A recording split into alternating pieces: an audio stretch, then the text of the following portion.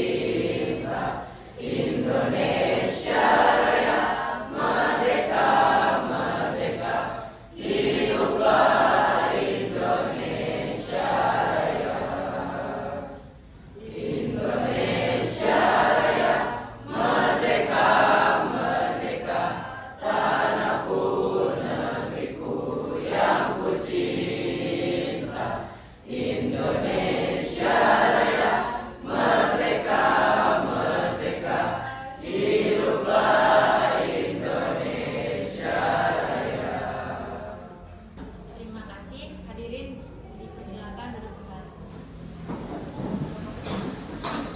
Para teman-teman yang akan memaparkan materi, waktu dan tempat saya persilakan.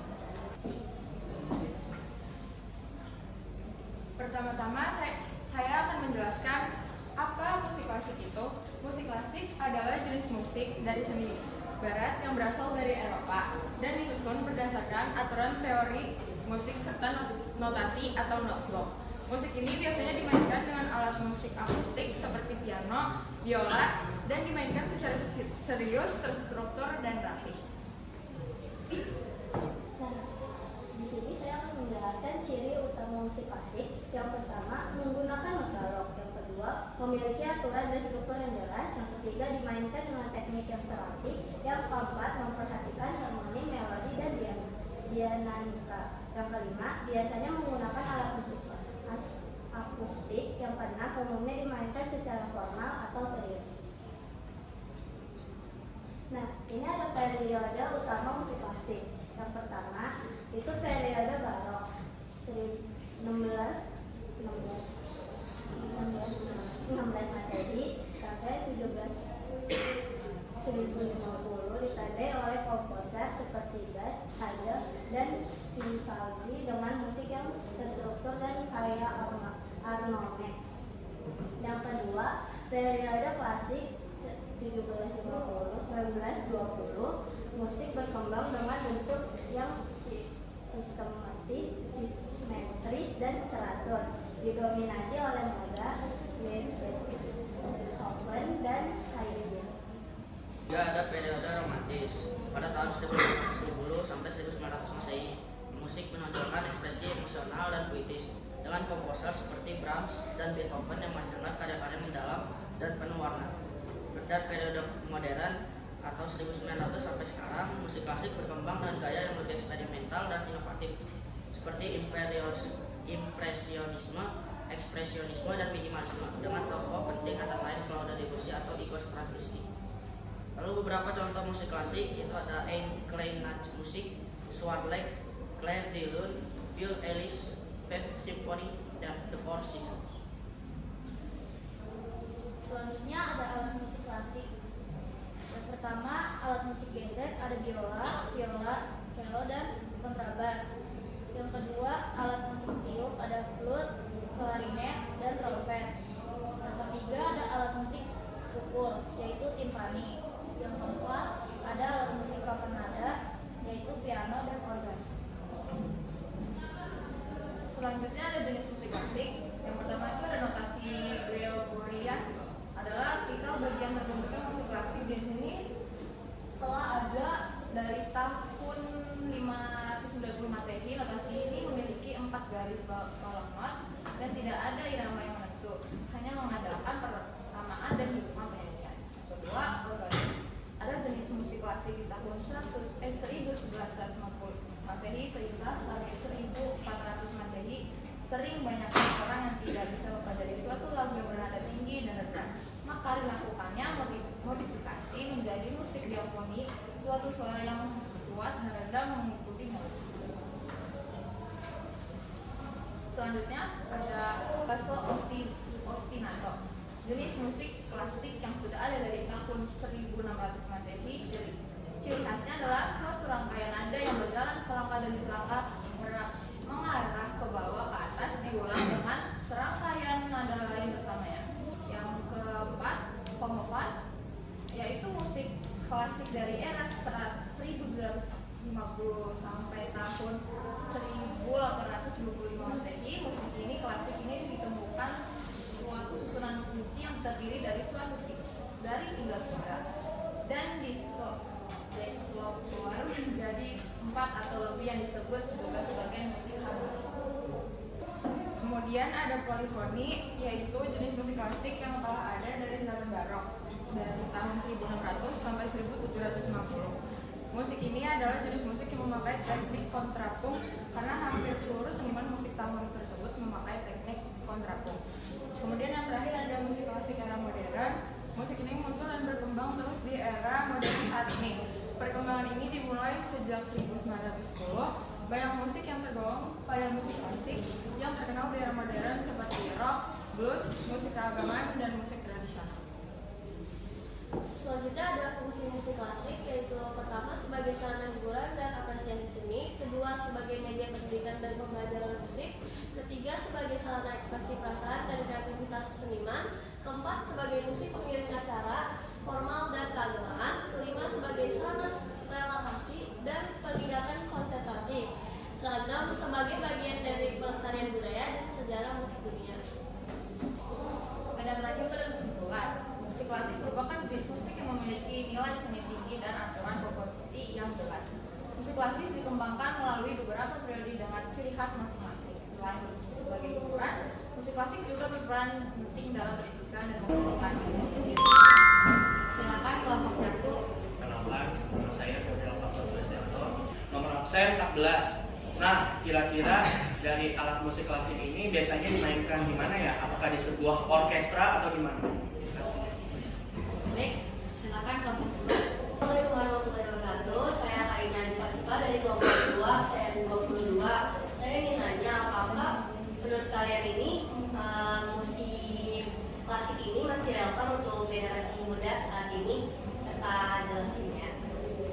Baik, silakan kelompok 3. Selamat pagi, nama saya Gregory dari absen 16. Izin bertanya, kenapa musik klasik kebanyakan memakai not balok bukan huruf atau not angka? Baik, terima kasih. Kami diskusikan dulu pertanyaan dari kelompok 1 akan dijawab oleh Rafi. Nah, izin jawab. Tadi pertanyaannya, musik klasik itu dipakainya kayak di mana kan? Nah, dipakainya itu di kayak gereja atau istana gitu, karena yang pertama itu musik klasik itu ada di zaman abad pertengahan. Fokusnya pertama itu untuk musik gereja. Contoh pertama itu ada musik paling tua di dunia, yaitu Gregorian chant. Itu adalah musik gereja paling tua dan orkestra tertua di dunia di sejarah musik barat. Untuk kelompok 2 akan dijawab oleh Kristi. Oke, Kak Ina, ini saya akan menjawab pertanyaannya. Dan tadi Kak Ina sempat bertanya kayak apa musik klasik masih relevan dari sekarang? Iya, musik klasik masih relevan karena menjadi dasar musik modern, banyak digunakan dalam film dan game serta membantu meningkatkan konsentrasi dan ketenangan. Baik, untuk dari pertanyaan dari kelompok 3 akan dijawab oleh Delma. Untuk jawabannya, pertama karena lebih visual, lebih detail, dan juga standar global. Nah, lebih visual itu irama nada terlihat jelas dari posisi gambar, bukan sekedar angka. Lebih detailnya bisa memuat banyak nada dan teknik permainan yang rumit secara rapi. Terus standar globalnya itu menjadi bahasa musik internasional yang dipahami musisi di seluruh dunia. Kami persilakan untuk kelompok 4. Perkenalkan, saya dari kelompok 4. Nama saya Nadia Karima, saya 25. Saya izin bertanya, kira-kira siapa yang menciptakan salah satu contoh musik yang sudah diberikan tadi? Untuk kelompok 5 akan silakan. Assalamualaikum warahmatullahi wabarakatuh. Selamat pagi semuanya. Saya Justin Jaya dari kelompok 6. Sebelum saya nanya, saya mau lihat yang slide yang ada bagian polimoninya, boleh nggak? Itu saya mau nanya yang yang buat terapung itu teknik apa sih? Selanjutnya kelompok 7 silakan. Assalamualaikum warahmatullahi wabarakatuh. Perkenalkan, saya Clara Alifaktavia dari kelompok 7. Sebelumnya saya izin bertanya untuk kelompok 5, bagaimana sih pengaruh musik klasik terhadap kehidupan sehari-hari, sedangkan kita kan mungkin kebanyakan dari kita tuh mengalami atau melihatnya tuh musik modern gitu. Sekian dari pertanyaan saya. Assalamualaikum warahmatullahi wabarakatuh. Terima kasih. Izinkan kami mengucapkan diskusi untuk menjawab. Pertanyaan dari kelompok 4 akan dijawab oleh Delma. Oke, untuk pencipta dari lagunya itu, yang pertama ada Inclined Musik itu pembuatnya Wolfgang Amadeus Mozart. Terus ada Swan Lake yang dibuat oleh Friedrich Stokowski. Terus ada Clair de Lune dibuat oleh Claude Debussy. Terus ada Fleur Alice itu dibuat oleh Ludwig van Beethoven. Ada Fifth Symphony itu dibuat oleh Ludwig dan Beethoven. The Four Seasons dibuat dari Antonio Vivaldi. Baik, untuk pertanyaan dari kelompok 6 akan dijawab oleh Adi. Nah, teknik kontrapung adalah teknik dalam musik yang menggabung dua atau lebih melodi berbeda yang dimainkan bersama, tetapi tetap terdengar harmonis. Teknik ini sering digunakan dalam musik klasik, terutama dalam karya Johann Sebastian Bach. Pertanyaan dari kelompok 7 akan dijawab oleh Jasmine. Tadi Clara bertanya bagaimana pengaruh musik klasik dalam kehidupan sehari-hari, sedangkan kita lebih banyak mendengarkan musik modern. Jadi, walaupun kita lebih sering mendengarkan musik modern, musik klasik tetap berpengaruh dalam kehidupan sehari-hari karena menjadi dasar dari musik modern itu sendiri. Kemudian mempengaruhi musik film, iklan, dan game, serta digunakan untuk menenangkan pikiran dan meningkatkan konsentrasi. Terima kasih kepada teman-teman atas pertanyaannya. Semoga materi yang kami sampaikan bisa menambah wawasan tentang musik klasik. Mungkin cukup sekian dari kami. Kurang lebihnya mohon maaf. Wassalamualaikum warahmatullahi wabarakatuh.